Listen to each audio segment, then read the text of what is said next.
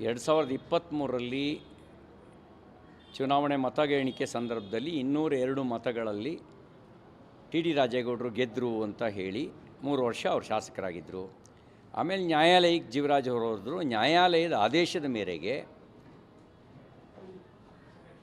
ಮರು ಮತ ಎಣಿಕೆಗೆ ಆದೇಶ ಮಾಡ್ತು. ನ್ಯಾಯಾಲಯದ ಆದೇಶದ ಮೇರೆಗೇ ಚುನಾವಣಾ ಫಲಿತಾಂಶ ಪ್ರಕಟ ಆಯಿತು. ಆ ಚುನಾವಣಾ ಫಲಿತಾಂಶದಲ್ಲಿ 55 ಅಥವಾ 57 ಮತಗಳ ಅಂತರದಲ್ಲಿ ಜೀವರಾಜ್ ಗೆದ್ದರು ಅಂತ ಹೇಳಿ ಅವರಿಗೂ ಸರ್ಟಿಫಿಕೇಟ್ ಕೊಟ್ಟರು.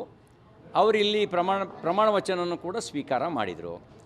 ಈಗ ಮತ್ತೆ ಸರ್ವೋಚ್ಚ ನ್ಯಾಯಾಲಯ ರಾಜೇಗೌಡರ ಅಧಿಕಾರವನ್ನು ಮರುಸ್ಥಾಪಿಸಿದೆ ಅಂತ ತಿಳಿದು ಬಂದಿದೆ.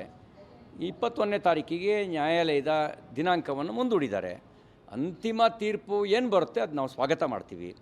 ಆದರೆ ಒಂದು ಮಾತನ್ನು ಈ ಸಂದರ್ಭದಲ್ಲಿ ಹೇಳಲಿಕ್ಕೆ ಬಯಸ್ತೇನೆ. ನಾನು ವಿಧಾನಸಭೆಗೆ 6 ಬಾರಿ ಸ್ಪರ್ಧೆ ಮಾಡಿದ್ದೇನೆ.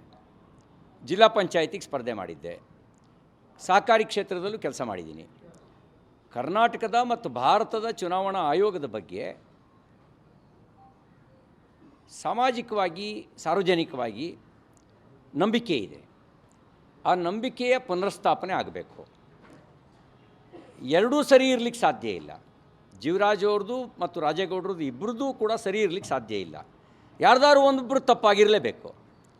ಆ ತಪ್ಪು ಯಾರ್ದು ತಪ್ಪಾಗಿದೆ, ಯಾರು ತಪ್ಪು ಮಾಡಿದ್ದಾರೆ, ಯಾರು ತಪ್ಪು ಮಾಡಿಸಿದ್ದಾರೆ, ಯಾವಾಗ ಮಾಡಿಸಿದ್ದಾರೆ, ಇದರ ಬಗ್ಗೆ ಒಂದು ಸಮಗ್ರ ತನಿಖೆಯನ್ನು ಸೋಮೋಟೋ ಚುನಾವಣಾ ಆಯೋಗ ಮಾಡಬೇಕಾಗಿತ್ತು. ಸೋಮೋಟೋ ತನಿಖೆ ನಡೆಸಿ ನಿಮ್ಮ ಮೇಲಿನ ನಂಬಿಕೆಯನ್ನು ಪುನರ್ಸ್ಥಾಪನೆ ಮಾಡಿ. ನಾವು ಅಂತಿಮವಾಗಿ ನ್ಯಾಯಾಲಯ ಏನು ತೀರ್ಪು ಕೊಡುತ್ತೆ, ಸರ್ವೋಚ್ಚ ನ್ಯಾಯಾಲಯ, ಆ ತೀರ್ಪನ್ನು ನಾವು ಸ್ವೀಕಾರ ಮಾಡ್ತೀವಿ. ನಮಗೆ ಭಾಳ ಸ್ಪಷ್ಟವಾಗಿದೆ, ಎರಡೂ ಸರಿ ಇರಲಿಕ್ಕೆ ಸಾಧ್ಯ ಇಲ್ಲ.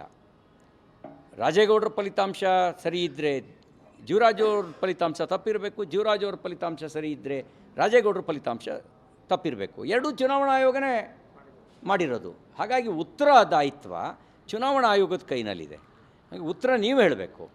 ಏನಾದರೂ ಅಕ್ರಮ ನಡೆದಿದೆ ಅಂತ ನಿಮಗೆ ಅನಿಸಿದರೆ ಅದನ್ನು ನೀವು ಸ್ಪಷ್ಟಪಡಿಸ್ಬೇಕು. ಮತ್ತು ಯಾವಾಗಾಯಿತು, ಯಾರು ಮಾಡಿದ್ರು, ಯಾಕೆ ಮಾಡಿದ್ರು, ಯಾರಿಗೆ ಲಾಭ ಮಾಡ್ಕೊಳಕ್ಕೆ ಮಾಡಿದ್ರು, ಇದೆಲ್ಲವೂ ಕೂಡ ಸಮಗ್ರ ತನಿಖೆ ಆದಾಗ ಮಾತ್ರ ಸತ್ಯಾಸತ್ಯತೆ ಹೊರಗೆ ಬರುತ್ತೆ.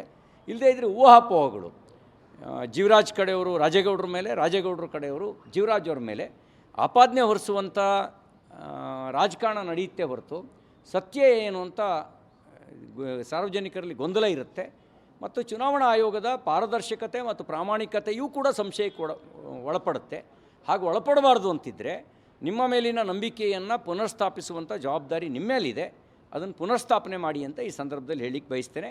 ಅಂತಿಮವಾಗಿ ನ್ಯಾಯಾಲಯ ಏನು ತೀರ್ಪು ಕೊಟ್ಟರು ಕೂಡ ಅದು ನಾವು ಸ್ವೀಕಾರ ಮಾಡ್ತೀವಿ.